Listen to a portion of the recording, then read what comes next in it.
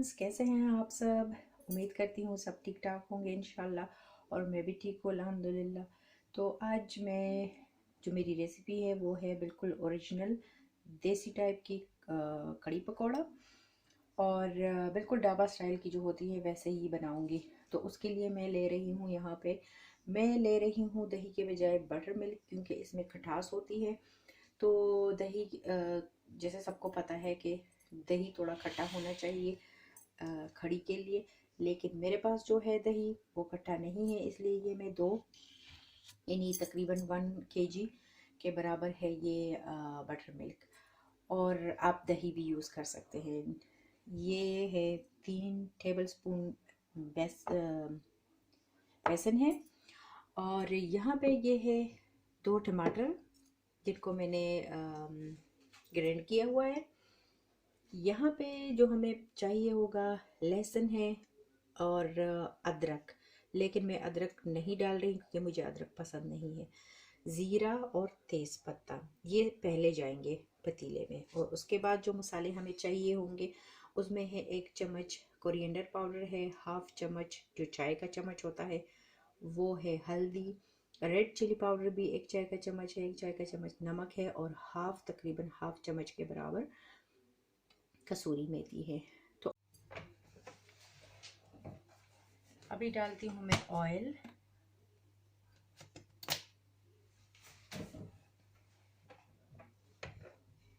साथ में ये तेज पत्ता, ज़ीरा,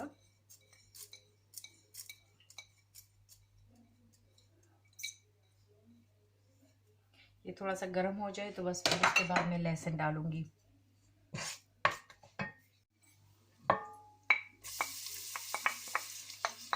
अभी डाल रही हूँ मैं इसमें लहसुन,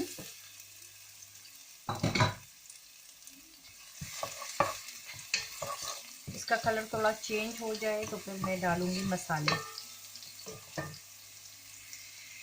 अब जा रहे हैं मसाले सारे। मसालों को मैं थोड़ा भूनूंगी। स्मेल तो अभी से जैसे अच्छी वाली आ रही है। और अब मैं डालूंगी इसमें जो पेस्ट मैंने रखा हुआ है टमाटर का। ये 2 टमाटर है, थोड़ा सा पानी डाल के मैंने इसको चॉपर में चॉप कर लिया है। चॉप तो नहीं कह सकते, मैंने इसका पेस्ट बना लिया है जूसर में डाल के। और अब मैं ये डाल रही हूँ इसमें।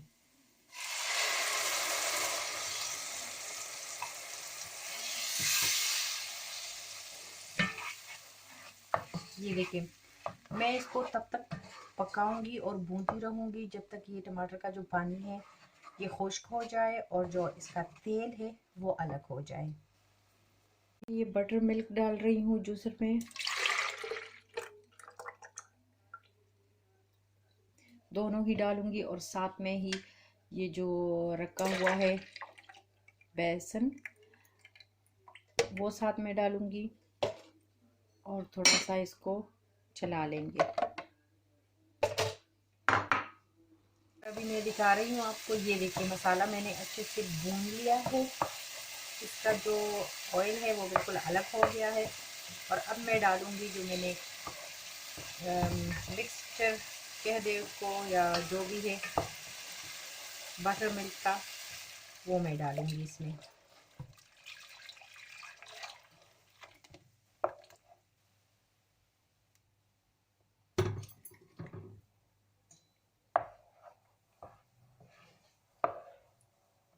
और जब तक इसमें बॉईल नहीं आता तब तक मैंने आंच तेज़ रखी है और चम्मच में जैसे इसमें मुसलसल चलाती रहूँगी। चम्मच हिलाते हिलाते इसमें आ गई है बॉयल। और अब मैं इसको चेंज करूँगी दूसरी साइड पे, क्योंकि यहाँ पे मैंने बनाने हैं पकौड़ों के लिए मैंने लिया है यहाँ पे तकरीबन कोई 4 टेबल स्पून के करीब ही है बेसन। और डालूंगी मैं इसमें एक बड़ा वाला प्याज है, यहाँ पे कोरिएंडर है और ग्रीन चिली है। हमारी वाली तेज़ नहीं होती इसलिए मैंने ज़्यादा मैंने ली है। और मसाले हैं, मसालों में जाएगा इसमें 1/2 टीस्पून के करीब है ये इसको क्या कहते हैं, हल्दी, और बाकी के मसाले जो हैं वो एक एक के टीस्पून मैंने लिए हैं। तो इसमें है ज़ीरा, कोरिएंडर पाउडर, कसूरी मेथी और नमक। नमक मिर्च आप अपने हिसाब से भी डाल सकते हैं। और सॉरी, मैंने इसमें रेड चिली पाउडर नहीं डाला, अभी मैं रेड चिली पाउडर भी इसमें डालूंगी, वो मुझसे भूल गया था। और यहाँ पे जो आपको मैं दिखाऊं कि मेरी कड़ी वो भी उबल रही है। फिर से आप लोग को दिखा रही हूँ, चूँकि मुझसे भूल गया था। ये जो रेड चिली फ्लेक्स है, या आप पाउडर भी डाल सकते हैं, तो ये मैंने इसमें डाल दिया। अब मेरे मसाले हो गए हैं पूरे, और मैं डालती हूँ वैसे में सब कुछ। जो मसाले हैं वो, जो प्याज है, जो चिली है, और जो कोरिएंडर है, वो करती हूँ इन चीज़ों को अच्छे से मिक्स, ताकि ये मसाले, प्याज, धनिया, जो जो भी है इसमें, ये अच्छे से मिक्स हो जाए। और उसके बाद में थोड़ा थोड़ा पानी करके इसको मैंने भूनना है, और एक मिक्सचर बनाना है जो ज़्यादा गाढ़ा भी ना हो और ज़्यादा पतला सा भी ना हो। और उसके बाद एंड में मैं बिल्कुल चुटकी भर डालूंगी इसमें सोडा।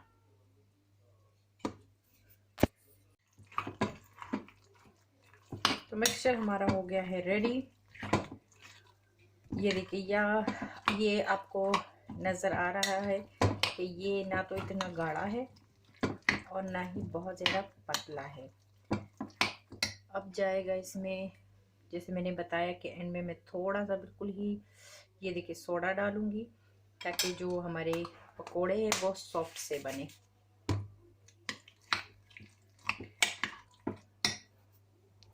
तेल हमारा गरम हो गया है, और ये मिक्सचर देखिए, इसका कलर देखिए, रेड चिली की वजह से इसका कलर कितना प्यारा आया है ना।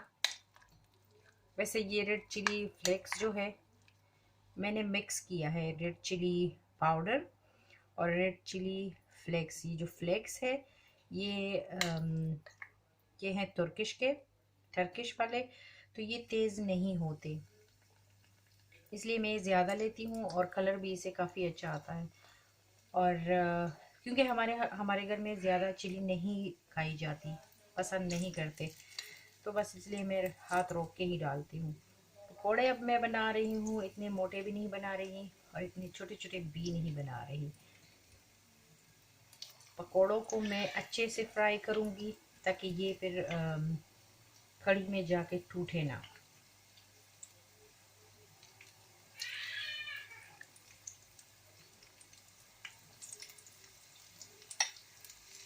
ऐसे बने हैं ना पकोड़े, कि वैसे भी लंच का टाइम है तो भूख लग रही है, और दिल करता है कि बस ऐसे ही मैं इसको सर्व करूं चटनी के साथ या फिर केचप के साथ। काफ़ी मज़े के बने हैं, फूले फूले से।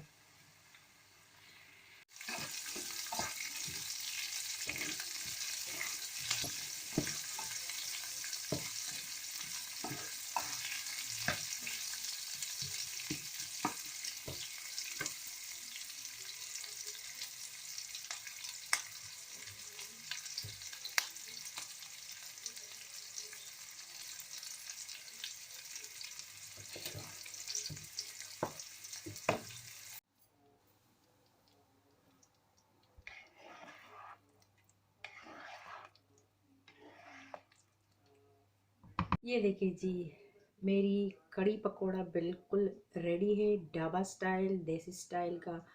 आप इसको ज़रूर ट्राई कीजिएगा, मुझे पूरा यकीन है आपको पसंद आएगा। साथ ही मैं लेती हूँ आप लोगों से इजाज़त। खुश रहिए, आबाद रहिए। अल्लाह हाफिज़। Take care, bye.